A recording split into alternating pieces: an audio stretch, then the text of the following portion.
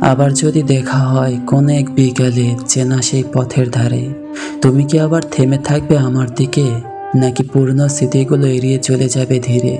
হয়তো তোমার চোখ অচেনা এক শান্তি থাকবে, আর আমার চোখে জমে থাকবে অসংখ্য না বলা কথা।